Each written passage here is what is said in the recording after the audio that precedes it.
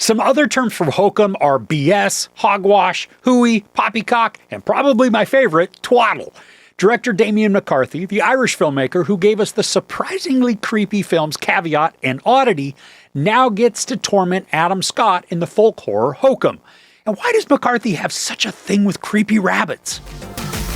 A horror writer visits an Irish inn to scatter his parents' ashes, unaware the property is said to be haunted by a witch. That synopsis from IMDb, it's kind of poo. I mean, yeah, it is a little bit accurate, but there's so much more that goes into this story. And don't worry, I'm not going to get into any sort of spoilers.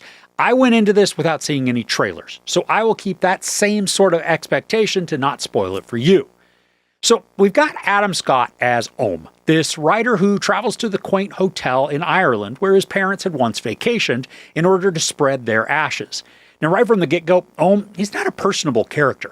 He's bluntly rude, condescending, and just generally an ass to almost everyone. It's a strange dynamic to use on the central character, especially right at the start, because he's certainly not someone we can sympathize with or root for. But starting from this point, it does give the character a ton of opportunity for growth, if, like Ethan Hunt, he chooses to accept. Now, I will say that Ohm does become a little more likable over the course of the story, but not to a huge degree. Thankfully, though, there is a character who he meets that I found instantly endearing. Now, I'll get to him in just a bit. The folklore for this horror, it's delivered in a unique way. It's organically mentioned and then somewhat explained near the start, and then is pretty much ignored for the remainder of the movie, at least through dialogue.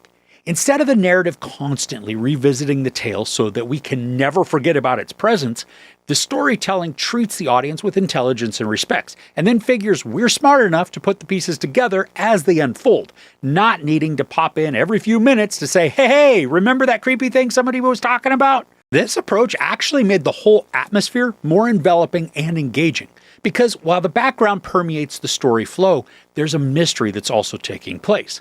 But instead of this being a thriller that has feeble attempts at horror, this uses the pressure and suspense of the thriller portion to then amp up the emotions for when the freaky crap kicks in. And I gotta say, there were a couple of times that the hairs on my arms stood up. There was this thickly foreboding presence to the tone. It's not oppressive, but you could feel the eeriness building. And when we do get to the portions of the movie that provide some payoffs, they're effectively unsettling and can cause earned chills. And the imagery McCarthy chooses to utilize is just not okay in the slightest. The director has some weird thing with rabbits because this, and at least his last two films, have brought in some sort of hair that is mainly a malevolent bunny foo-foo.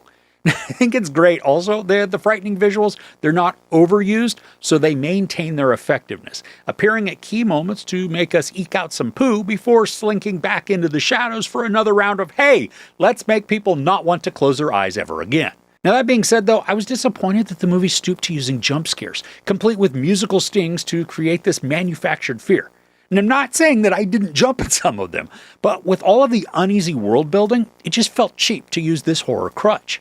I don't think I would have minded so much had the visuals not been accompanied by the musical crescendo. Just have the character move and allow the terror to just shock us by what's in the background, rather than this uber-obvious building up of score. The storytelling uses a limited cast along with a solitary location to build out our scenes.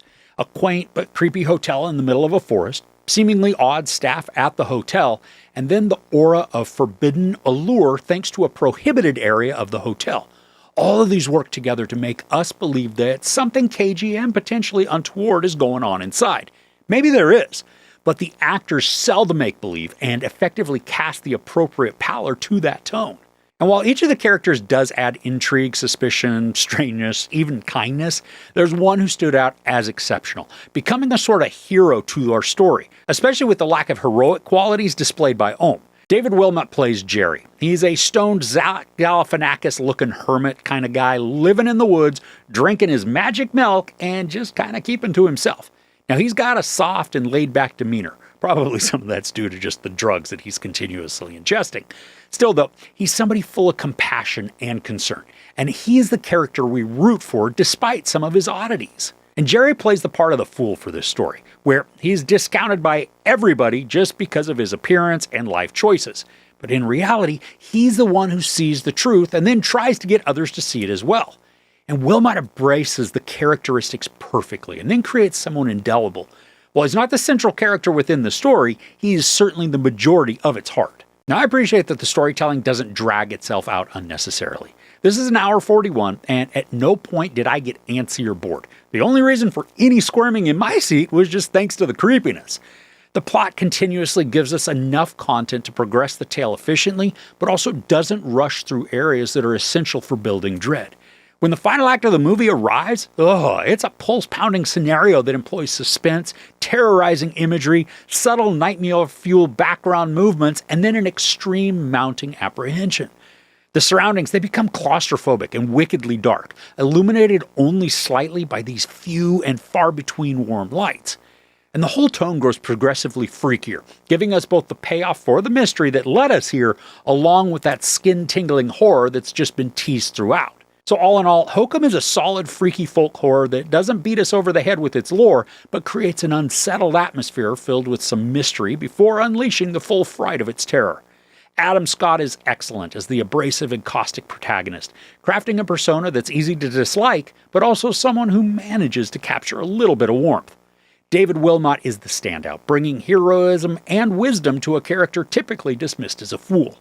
The imagery and set design are crafted with just the right combination of decrepit darkness and night terror-inducing makeup to make you poop a bit and refuse to sleep. The use of jump scares and musical stings cheapens some of the chills, but they're not relied on enough to be the only spooky elements. Damian McCarthy is quickly solidifying himself as a master of original folk horrors, something we certainly need more of within filmmaking. There's no sex or nudity, a lot of profanity, and then some gnarly violence. I give Hokum 4.5 out of 5 couches. Now, if you're into horror and then you appreciate originality within lore, put this one on your list to check out. Okay, what are some horror films that you're looking forward to seeing in the next couple of months? I'm excited to check out Obsession, Backrooms, maybe Passenger. Let me know some of yours, though, in the comments below. If you enjoyed this review, please give it a like. Also, don't forget to share and subscribe. I'm Chris. This is Movies and Munchies. Thanks for couching with me.